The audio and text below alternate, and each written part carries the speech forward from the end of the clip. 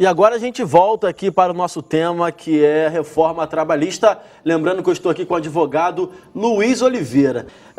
O Francis manda também uma mensagem para a gente. Talvez o Luiz já tenha respondido alguma coisa, mas eu vou fazer a pergunta do mesmo. Na verdade, o Francis mandou 30 perguntas numa mensagem só, entendeu? Ele botou aqui, ó, como é que fica a carga horária? Mudou? Quanto a hora extra? Para trabalhos em rotina, trabalho aos sábados, tem acordos no sábado? Tem muita pergunta, França. Acho que seria bom a gente direcionar alguma pergunta dessa daqui. Um ponto importante que eu achei interessante é a questão da preocupação acerca da hora extra. Porque a reforma trabalhista está trazendo o acordo individual entre empregado e empregador referente ao banco de horas. Antigamente, o banco de horas só poderia ser feito através de acordo coletivo de trabalho com a entidade sindical sendo anuente da questão, entendeu? E agora não. Agora o banco de horas pode ser feito individualmente entre empregado e empregador. Isso é prejudicial, porque o empregador ele vai se isentar do pagamento das horas extras. Já vai de início, vamos conjecturar, já de início dá um documento no ato da contratação para habilitar o banco de horas. Isso é possível. Sim. Agora, Luiz, queria que você falasse um pouco também sobre a terceirização, né?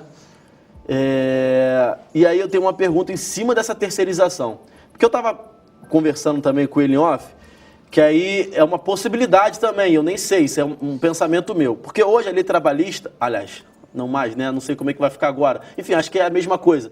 O funcionário que está contratado, ele não pode receber menos dentro da mesma empresa do que ele já recebe, né? Então, ele não pode ser demitido e recontratado com um salário menor. Ou ele simplesmente não pode ganhar X e a empresa decidir pagar menos para ele. E aí tem o lance da terceirização. E aí eu não sei se eu me tornar um PJ, um MEI, por exemplo, uma pessoa jurídica, se isso já considera um trabalho terceirizado para uma empresa. Queria que você falasse um pouco sobre isso. Acabei não fazendo pergunta, mas falar sobre isso. Eu entendi. A terceirização, anteriormente, era só da atividade meio da empresa. Não poderia ser a atividade fim da empresa, a atividade preponderante da empresa. Não poderia. Só que com a reforma trabalhista, é possível a terceirização do empregado na atividade fim. Ou seja, então, pode ser que exista situações de ter um empregado contratado pelo tomador e um empregado contratado pela empresa terceirizada desempenhando as mesmas funções. Então, pode, não de certa forma, eles têm que ter os mesmos benefícios, é o que a lei está prevendo. Entendi. Vai ter essa diferenciação entre eles, mas eles vão estar agindo da mesma forma, atuando da mesma maneira. E aí eu penso automaticamente com os direitos de quem, por exemplo, é terceirizado. No sentido de, tô doente, fui no médico, o meu atestado vai valer? Uma mulher, por exemplo, que presta serviço, ela engravidou, ela vai ter algum tipo de segurança de licença maternidade ou algo do tipo? Acidente de trabalho. Aí eu fico com esse monte de interrogação. A questão, a gente tem analisado na justiça em si, nas audiências, a maioria delas são contra empresas terceirizadas. Então, de certo modo, elas não são tão confiantes. Elas não dão tanta confiança do que o tomador de serviço que tem o dinheiro, que tem o poder em si. Então é complicado, porque a gente vê algumas empresas que terceirizam a atividade para esses tomadores de serviço e no final, quando reincide o contrato com o tomador, eles simplesmente somem, entendeu? Então é algo que é incerto. O trabalhador empregado, ele trabalha, ele presta o serviço e quando termina o contrato, acaba, a empresa simplesmente some. Existem casos assim. E Luiz, para deixar claro, sobre a questão de atestado, saúde, equipamentos, porque acho que isso já era assim antes dessa reforma. Se eu sou empresário, contrato uma empresa terceirizada para um determinado serviço, responsável por saúde, acidente de trabalho, equipamento, sempre foi empresa terceirizada e continua sendo assim? Imediatamente é terceirizada, mas de forma responsável, subsidiária, vem a tomadora de serviço, vem a empresa que realmente o empregado presta serviço. Entendi. Bom, vamos para as perguntas de novo. Tem gente mandando mensagem que já eu leio. Eu queria perguntar sobre a questão de almoço, né? horário de almoço, de trabalho, na jornada, tem uma mudança aí também, né? Tem. A questão é a seguinte, antigamente, quando o empregado ele não fornecia, não disponibilizava o período de 1 hora para almoço na jornada acima da 6ª hora, essa hora ela poderia ser pleiteada em juízo com adicional de horas extras, de 50%. Ou seja, outra questão, se o empregador deixasse o empregado somente almoçar 40 minutos, essa hora ela era pleiteada cheia na justiça. Sim. Só que agora está sendo mudado isso, porque essa diferença de 40 minutos para 1 hora, esses 20 minutos é o que de fato será pleiteado na justiça.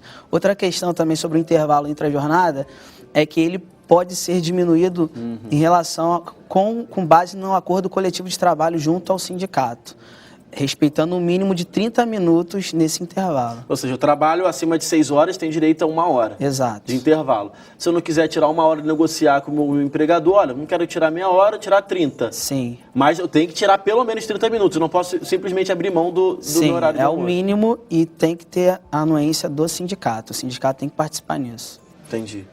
Bom, tem gente mandando mensagem aqui também. A Julie Pereira perguntou sobre a questão da jornada de trabalho 12 por 36.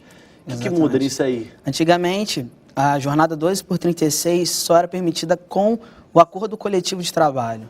O sindicato ele tinha que estar junto, representando os trabalhadores nessa negociação dessa jornada 12 por 36. Agora, com essa mudança, é permitido o empregador e o empregado, de forma individualmente, pactuarem essa mudança, essa jornada 12 por 36. Dentro você como advogado trabalhista, atendendo pessoas, tem alguma coisa que você acha assim, cara, essa aqui é uma coisa que tem que ser esclarecida e que talvez que eu não tenha feito pergunta aqui. Essa é a grande dúvida do trabalhador brasileiro e tal. Ou um assunto que você é mais abordado até no dia a dia, na sua casa, pelos seus amigos e tal? Não é que seja abordado, porque é algo novo. É o trabalho intermitente. Isso é algo novo, é uma relação nova. E o que seria o trabalho intermitente, primeiro? O trabalho intermitente, o nome já diz, não é aquele trabalho contínuo. Sim. Ele é um dia, no outro dia não vem, no outro dia tem trabalho. E essa relação seria de CLT também? Seletista. Mesmo sendo exatamente. intermitente? O que a gente vê hoje de trabalho intermitente é o bico. Sim. Você contrata um rapaz para fazer uma manutenção na sua casa, ele vem na segunda, aí tem um novo problema, vem na sexta e assim vai. Isso vai ser possível. Mas o cara sendo CLT, como é que seria o pagamento salarial dele, ele sendo intermitente? Horas trabalhadas. Horas trabalhadas. E é proporcional ao salário mínimo, ou seja, o salário mínimo é R$ 937, por aí. Essa hora trabalhada ela tem que estar proporcional ao básico, ao salário mínimo. Para que se ele trabalhe e ganhe pelo menos o salário mínimo, é isso? Entre aspas, ele não vai ganhar o salário mínimo, R$ 900. Ele pode ganhar menos? Proporcional à hora do salário mínimo. Ele pode ser CLT, chegar no final do mês e ganhar, na prática, menos que o salário mínimo. Muito menos. É porque a remuneração é hora. E aí ele vai ser CLT, talvez ele seja impedido de trabalhar em outro lugar também. Não, ele pode trabalhar em outros. Ele pode trabalhar. Então, Luiz, eu acho que vale a gente se informar, tirar dúvida, lendo e procurando também um advogado, como o próprio Luiz, que é especialista nessa área, é advogado trabalhista. Você tem algum contato para entregar para a gente? Se alguém quiser tirar alguma dúvida, entrar em contato com você? Tenho. Eu trabalho para o escritório Basília Advogados. Qualquer questão pode... Só procurar lá no site de busca, Basília Advogados. Basília Advogados. Tá aí, ó, tá na tela aí, ó. basiliaadvogados.com.br, só entrar lá e que você vai poder ter ajuda. Luiz, obrigado pela participação. Espero que você tenha gostado de ter vindo aqui.